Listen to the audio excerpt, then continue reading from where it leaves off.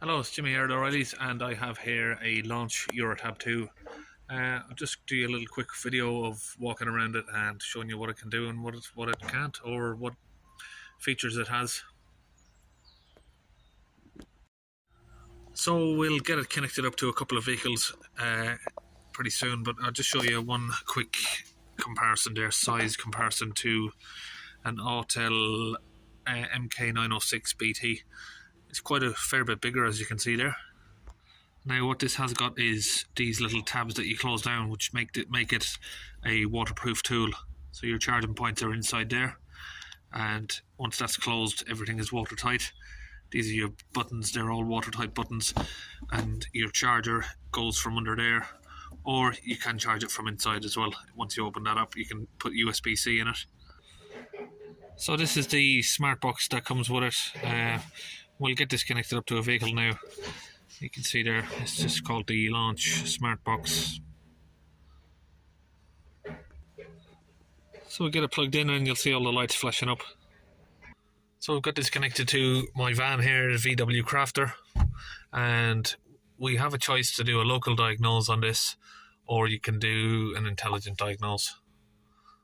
What the intelligent one does is it connects to the internet, so it acts a little bit differently. If there's software on there and it needs to go grab from the internet, you can usually do that.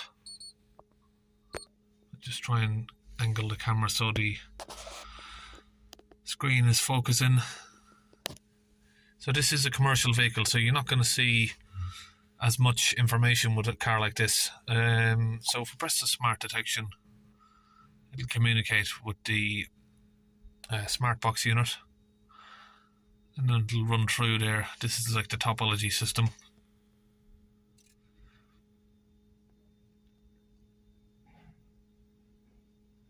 So we'll let that scan through, and while that's doing that, I'll answer a quick question about the Autel here Maxicom 906 BT. I had a few people ask questions about how come I switched brand. Because if you look back at some of my older videos, I made a few videos where I was explaining that we're having a bit of communication issues with Euro 6 vehicles, stuff with CanFD and DYPE. We weren't really getting a lot of success connecting to them, doing certain stuff with DPFs, NOx systems on AdBlue. So that's what made me sort of look around. I did try out a Topdon scan tool, and it was pretty similar to what this is, but just didn't have the extra features that I wanted. And I weren't really impressed with it, in the fact that I was expecting Topdon to be their own separate company, and when I got it and had my hands on it and I looked at it, another launch unit, I realized, and then after doing some research, I realized that the Topdon is basically just a copy of a launch unit. So I'm a bit OCD like that. I've got to have the genuine sort of stuff. Now Topdon uses launch software. They buy software from launch and they use that. As far as I was aware, I sort of come to the conclusion that if launch are selling those software, surely launch are going to have, the latest software quicker than Topdon would, which I assumed that it would be the case, and I'm pretty sure that would be the case. So let's pause there. Now we're not going to have as much systems that I can show you what this can do on a commercial vehicle, because there's never enough options. So we'll see what that code is first. O2 sensor stuck rich. Now I don't know why that's there, because we didn't have any engine lights for it, so I'm going to ignore it for now. Special function, so you have all of these options: battery matching, headlamp, diesel special functions, regeneration. So you can see you can do the DPF regeneration there, control unit resets, tire, gasoline, particle filter regeneration, which is for some of the newer vehicles, NOx, catalyst emergency regeneration, SCR. Diesel special function, which will give us different options in there, which is that. Air suspension there, so obviously that's if you've got that on the vehicle, which we don't have it on this. Transmission adaptations, you can see there, sorry. Guided functions, let's see what we got. Well, we'll plug this into a few different cars just to show you what the difference is. So yeah, we don't have that option for this, is it? Let's go back. Online function, online programming, calibration matching, online coding. Some of this stuff I don't really get involved with. I know some of this online stuff can be risky, downloading and programming stuff. You can mess stuff up if you don't know what you're doing.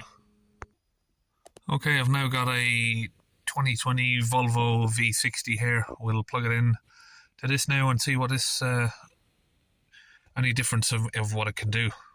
So before I go into that, we'll just talk about what else we have here on the screen here. So this is just for doing software updates.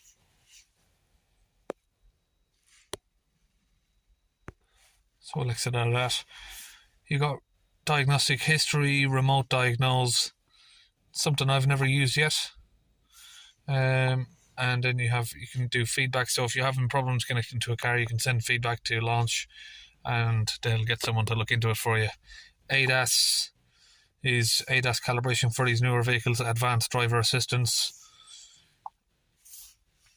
You've got toolbox, so if we go in here, this is for your add-ons, so you can add an oscilloscope, sensor simulator, multimeter, battery tester. Now I've got the battery tester and I've got a video scope. Some of these other stuff I don't have. User info, you can save your info there, of course. Other modules, vehicle coverage, product catalog, recording. You can record the screen, and then you just got every other sort of stuff that a normal tablet would have, really. Service functions. You got all of this: battery matching, ECU reset, EGR adaptations, clutch matching, AdBlue resets, DPF regen, gearbox learning, and immobilizer resets. Of course, now all of this is going to be dependent on what car you plug it into. So let's switch this vehicle on. Now this vehicle's on, we'll press an intelligent diagnose and see what options we have for this.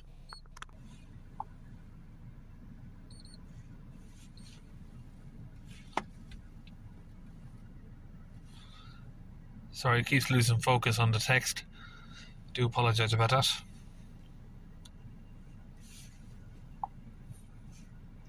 So again, here we've got all of these options. You can see there's a lot more systems here in this vehicle compared to the commercial. Now we'll do a smart detection. Might take a few minutes to do that.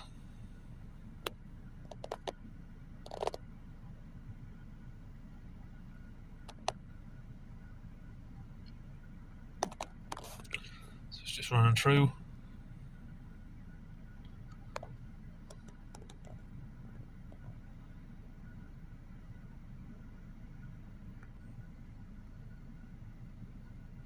So you can see there's popped up with a few codes, invalid signal.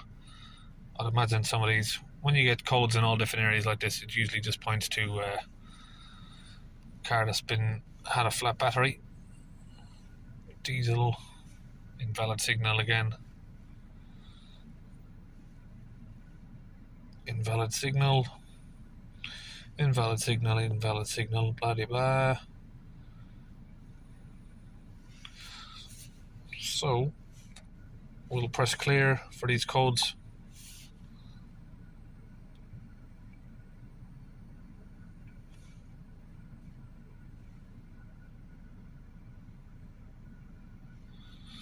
Now we'll go back. No. Where's the ECM? I want to go back to the ECM really. So if we switch from the topology over here, we can go to this engine control module there. It's a little bit easier to find stuff like this.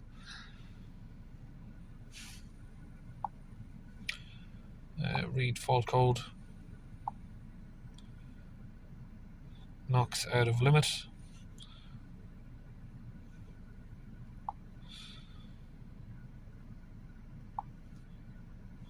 You can find all of your live data in here.